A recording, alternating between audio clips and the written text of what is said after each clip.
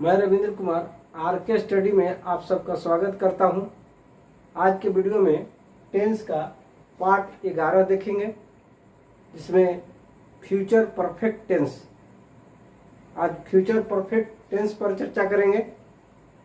सबसे पहले आइए, फ्यूचर परफेक्ट टेंस कहते किसे हैं?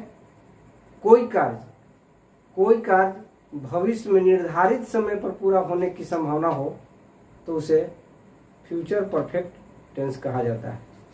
ये लिखते हैं future perfect tense. Future perfect tense, future perfect tense. परिभाषा देखिए, कोई कार्य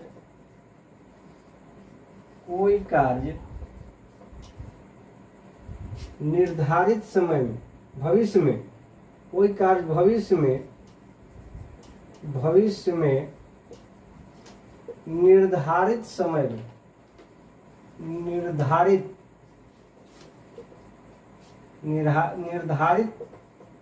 समय में पूरा होने की संभावना हो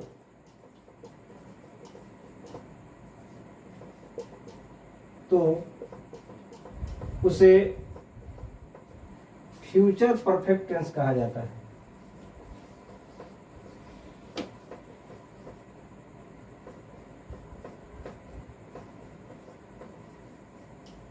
फ्यूचर परफेक्ट टेंस कहा जाता है। फ्यूचर परफेक्ट टेंस, कोई कार्य भविष्य में निर्धारित समय में पूरा होने की संभावना हो तो उसे फ्यूचर परफेक्ट टेंस कहा जाता है। कोई भी कार्य हो जो भविष्य में, फ्यूचर में अपने निर्धारित समय में पूरा होने की संभावना हो तो उसे फ्यूचर परफेक्ट टेंस कहा जाएगा। पहचान में आइए, क्रिया के अंत में चुकेगा, चुकेगी, चुकूंगा इत्यादि लगा रहता है। क्रिया के अंत में क्या लगेगा? चुकूंगा, चुकेगी, चुकेगा इत्यादि लगा रहता है। पहचान में ये पहचान, क्रिया के अंत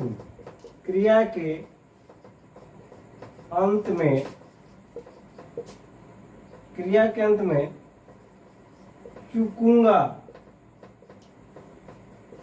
चुकेगी,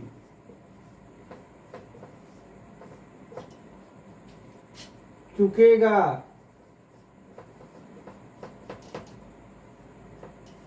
चुकेंगे,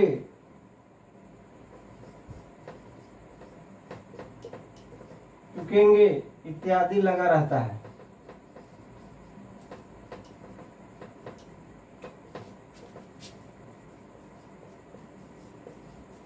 क्रिया के अंत में चुकूंगा, चुकेगी, चुकेगा, चुकेंगे इत्यादि लगा रहता है। यही फ्यूचर परफेक्ट टेंस का पहचान है। तो आइए बारी बारी से अफर्मेटिव सेंटेंस में, निगेटिव सेंटेंस में और इंट्रोगेटिव सेंटेंस में एग्जाम्पल के साथ बनाने का नियम को देखते हैं। अफर्मेटिव सेंटेंस में देखिए, अफर्मेटिव सेंटेंस में बनाने के नियम, अफर्मेटिव सेंटेंस में बनाने के नियम। यदि वाक्य फ्यूचर परफेक्ट का हो और वो भी अफर्मेटिव सेंटेंस में हो, सकारात्मक वाक्य हो, तो हिंदी से अंग्रेजी में कैसे अनुवाद करेंगे, इस नियम पर चलते हैं। तो सबसे पहले सब्जेक्ट होगा, सब्जेक्ट प्लस शैल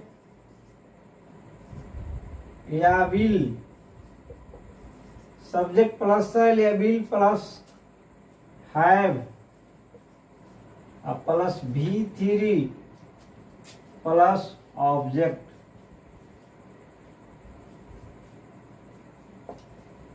सबसे पहले सब्जेक्ट होगा, शैल या विल होगा, हैव होगा उसके बाद भी3 का प्रयोग करेंगे, उसके बाद ऑब्जेक्ट का प्रयोग करेंगे। तो इसको एग्जाम्पल से देखते हैं। सीता एक पत्र लिख चुकेगी। एग्जाम्पल में देखिए, सीता एक पत्र लिख चुकेगी। सीता एक पत्र लिख चुकेगी। ये क्रिया के अंत में क्या है? चुकेगी। फ्यूचर परफेक्ट का पहचान है। तो सीता एक पत्र लिख चुकेगी। सीता क्या है? सब्जेक्ट। चलिए बनाते हैं सीता, और उसके बाद सीता है थर्ड पर्सन है, इसीलिए विल का प्रयोग होगा। तो सीता विल, और उसके बाद हैव लगाइए, सीता विल हैव।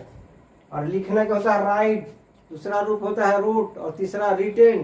तो Sita will have written. Sita will have written. और क्या लिख रही है? ऑब्जेक्ट में एक पत्र है, तो Sita will have written a letter.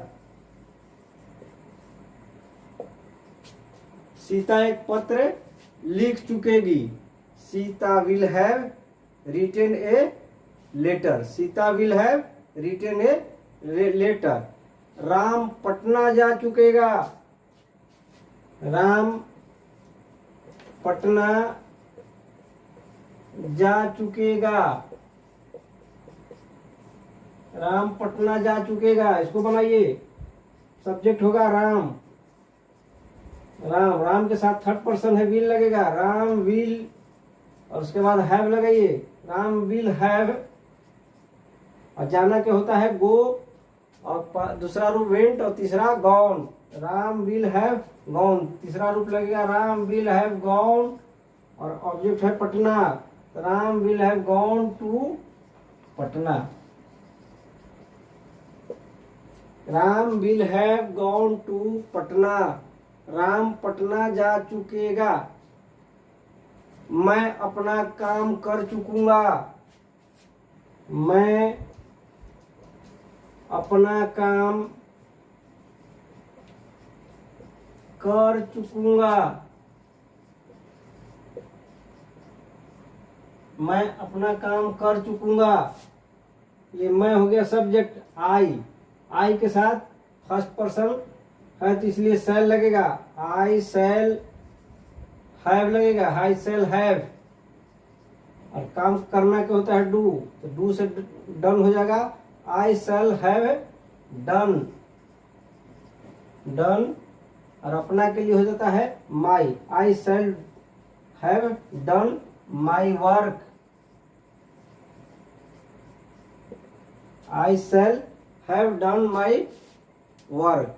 तो इस तरह से असर्टिव सेंटेंस में अभी फ्यूचर परफेक्ट टेंस का ये वाक्य था जो असर्टिव सेंटेंस में है। अब निगेटिव सेंटेंस में देखते हैं। निगेटिव सेंटेंस में देखिए, निगेटिव सेंटेंस में, निगेटिव सेंटेंस में, निगेटिव सेंटेंस में बनाने के नियम।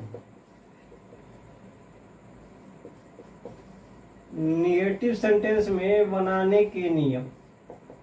यदि वाक्य फ्यूचर परफेक्ट का हो और वो भी निगेटिव में, नकारात्मक वाक्य हो, तो उसको हिंदी से कैसे अंग्रेजी में अनुवाद करेंगे? इस नियम पर चलते हैं। तो सबसे पहले सब्जेक्ट लिखेंगे। सब्जेक्ट, सब्जेक्ट होगा, उसके बाद शैल या विल होगा। शैल या विल, शैल या विल का प्रयोग करेंगे, और उसके बाद नॉट, उसके बाद हैव, प्लस भी3 का प्रयोग करेंगे, और प्लस ऑब्जेक्ट।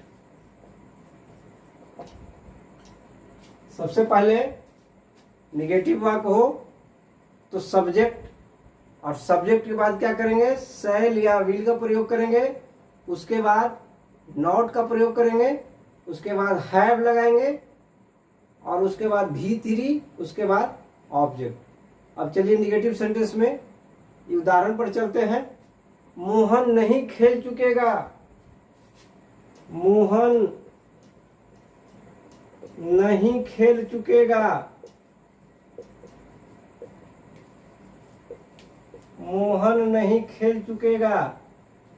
ये निगेटिव सेंटेंस में है, फ्यूचर परफेक्ट का है वाक्य और निगेटिव सेंटेंस में है। तो मोहन नहीं खेल चुकेगा, सब्जेक्ट है मोहन, तो यहाँ मोहन लिखते हैं मोहन, और मोहन थर्ड पर्सन है तो विल लगेगा, मोहन विल, और उसके बाद not, Mohan will not have लगेगा, मोहन विल नॉट हैव, उसके बाद भी तिरी, खेलना को होता है प्ले से played, Mohan will not have played, Mohan will not have played. उसके बाद ऑब्जेक्ट, ऑब्जेक्ट इसमें है ये नहीं है, तो Mohan will not have played, बस हो गया इतना ही से, Mohan will not have played. चलिए हो गया। आगे देखिए, तुम नहीं पढ़ चुकोगे, तुम नहीं पढ़ चुकोगे,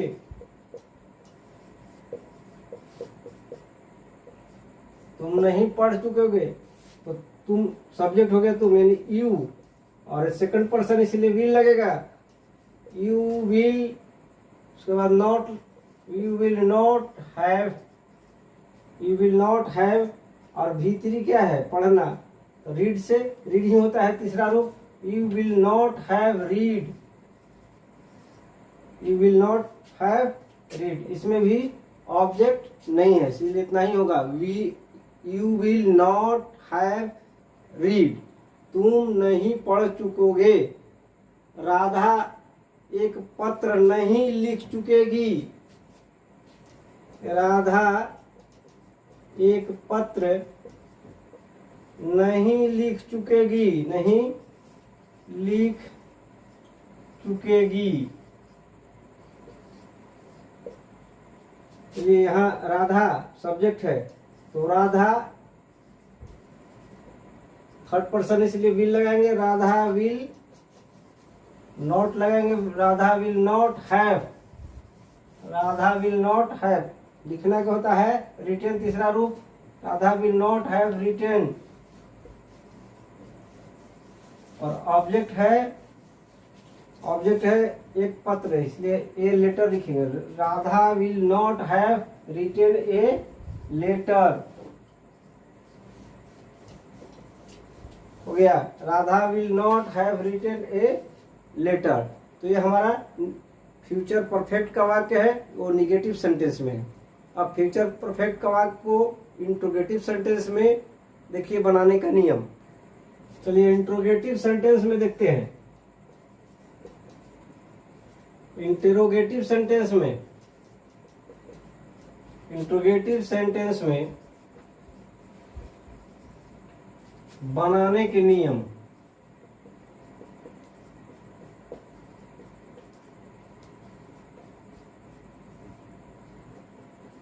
यदि वाक्य फ्यूचर परफेक्ट का हो और वो भी इंट्रोगेटिव सेंटेंस में हो तो हिंदी से अंग्रेजी में बनाने के लिए सेंटेंस में बनाने का नियम। यदि वाक्य फ्यूचर परफेक्ट का हो और वो भी इंट्रोगेटिव सेंटेंस में हो तो उसको हिंदी से अंग्रेजी में कैसे अनुवाद करेंगे। चलिए आइए नियम पर आते हैं। तो सबसे पहले शैल या विल, शैल या विल का प्रयोग करेंगे plus subject, subject plus have plus V3 plus object और प्रश्नवाचक यहाँ चिन्ह हो जाएगा।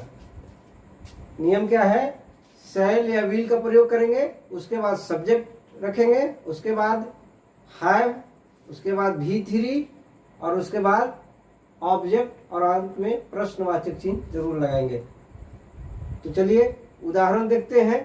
क्या वे लोग बाजार जा चुके हैं, क्या वे लोग, क्या वे लोग बाजार जा चुके हैं, क्या वे लोग बाजार जा चुके हैं। इसको बनाइए, क्या वे लोग बाजार जा चुके हैं। तो सबसे पहले वे लोग थर्ड पर्सन है दे, तो विल होगा, तो विल दे, विल दे और यहाँ हैव लगेगा, विल दे हैव और V3 जाना क्या होगा gone, V3 will they have gone, और ऑब्जेक्ट है बाजार, तो will they have gone to market. Will they have gone to market, क्या वे लोग बाजार जा चुके हैं, तो will they have gone to market. क्या मदन एक गीत गा चुकेगा, ओ यहाँ सॉरी, यहाँ पर थोड़ा गलत हो गया है, देख लीजिए ध्यान से, चुकेंगे होगा, चुके हैं नहीं होगा, चुकेंगे। क्या वे लोग बाजार जा चुकेंगे, will they have gone to market. अब सही हुआ। अगला उदाहरण को देखते हैं। क्या मदन एक गीत गा चुकेगा, क्या मदन एक गीत गा चुकेगा, क्या मदन एक गीत गा चुकेगा। तो इसको बनाइए, सबसे पहले थर्ड पर्सन है, विल लगेगा, विल मदन, विल मदन, उसके बाद हैव, विल मदन हैव, गाना का होता है संग, तीसरा रूप होता है संग, विल मदन हैव संग, विल मदन हैव संग, और ऑब्जेक्ट हो गया एक गीत, विल मदन हैव संग ए सॉन्ग। क्या मदन एक गीत गा चुकेगा, विल मदन हैव संग ए सॉन्ग। क्या हम लोग सो चुकेंगे, क्या हम लोग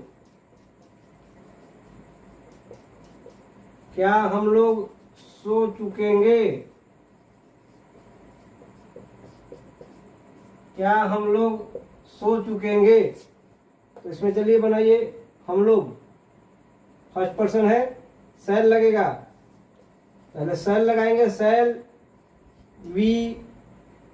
वी हैव लगेगा, सेल वी हैव, और सोना का होता है स्लीप का, तीसरा रूप होता है स्लेप्ट, तीसरा रूप होगा slept, shall we have slept, shall we have slept. क्या हम लोग सो चुकेंगे, सेल वी हैव स्लेप्ट। तो ये हमारा फ्यूचर परफेक्ट का अफर्मेटिव सेंटेंस, निगेटिव सेंटेंस और इंट्रोगेटिव सेंटेंस का वाक्य था, जिसको हम हिंदी से अंग्रेजी में अनुवाद किए। तो आज के वीडियो को यहीं पर समाप्त करते हैं।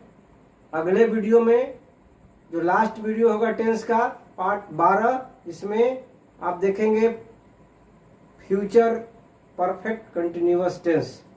तो वीडियो देखने के लिए आप सभी को बहुत बहुत धन्यवाद।